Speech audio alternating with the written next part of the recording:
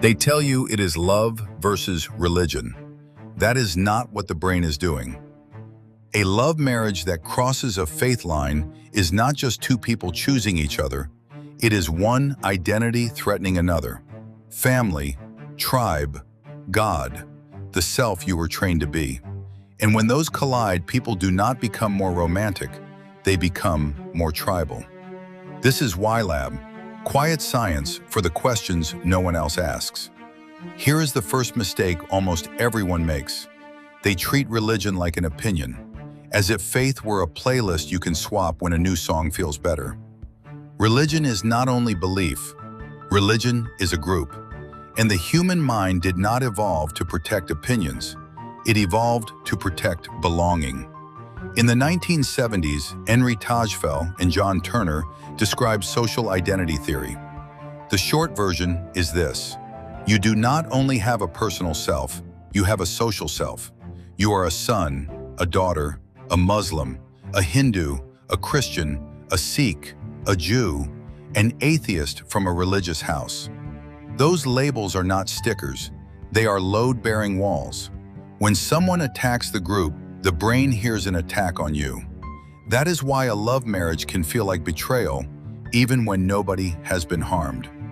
The partner is not just a person, the partner is an outgroup, and the family is not being dramatic for sport. They are running an ancient program. Protect the boundary or the group dissolves. Listen to the language families use. Not, I dislike their personality. They say, this will ruin us. This will end our line. This will shame the house. That is identity threat, not a dating review. Judith Wallerstein, who spent decades studying what makes a marriage last, argued something unfashionable. For a marriage to work, the couple has to separate, psychologically, from the family they grew up in. Not abandon them, separate, become a new unit. Now add religion. If the family of origin treats the match as a defection, that separation fills with guilt. Guilt is not a small feeling. Guilt is the group pulling you back by the throat. So the fight is rarely, do I love this person?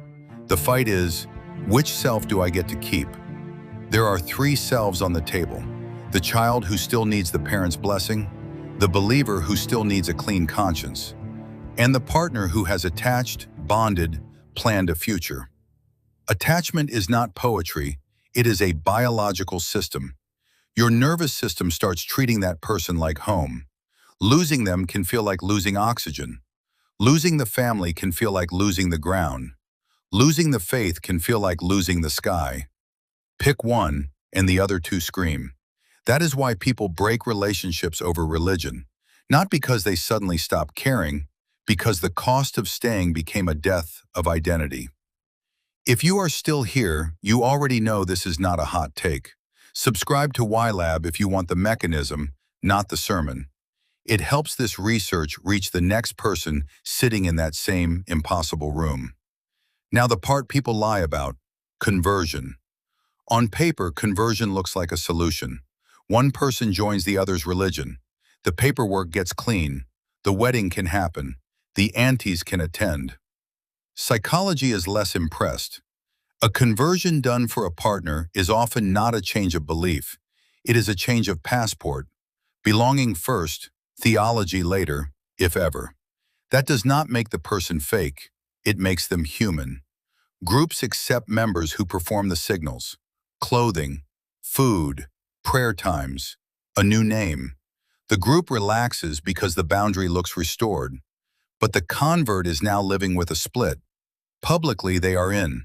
Privately, they may still be standing in the old world. And the partner who asked for the conversion may not have asked for a soul. They asked for safety. Safety from family war. Safety from being the one who broke the line. Here is the uncomfortable symmetry.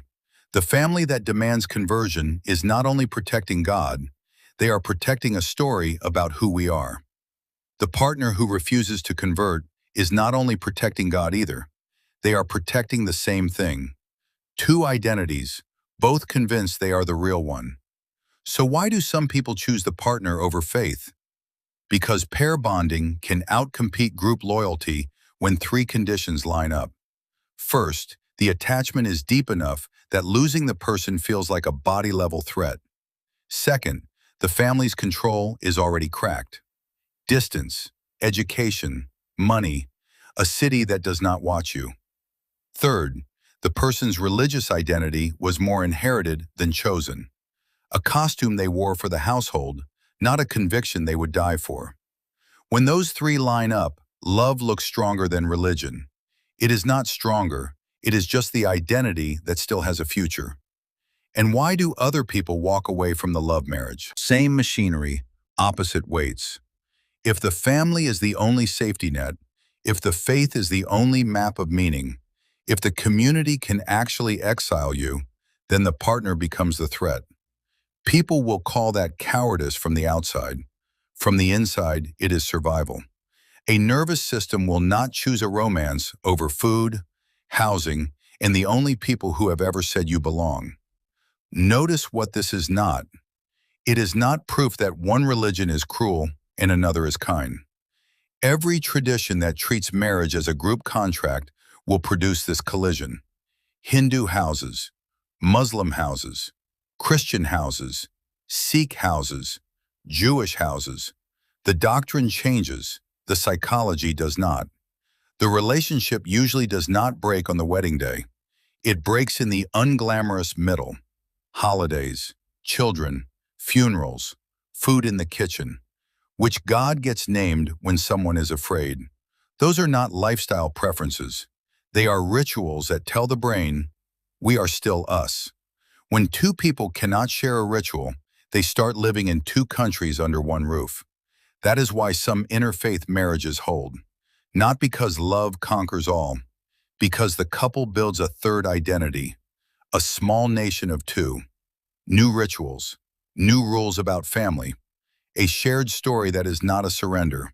The ones that fail often tried to keep both original identities untouched and then acted shocked when the old groups came to collect. So if you are in this, stop asking the cartoon question, is love bigger than religion? Ask the adult question, which identity can you survive losing? And which one are you asking the other person to kill? There is no clean, scientific answer that makes the pain polite. There is only a clearer map. Religion is a group. Love marriage is a new group. The brain will defend whichever group still feels like home.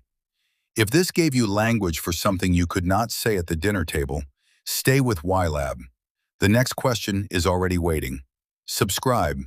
Quiet Science for the questions no one else asks.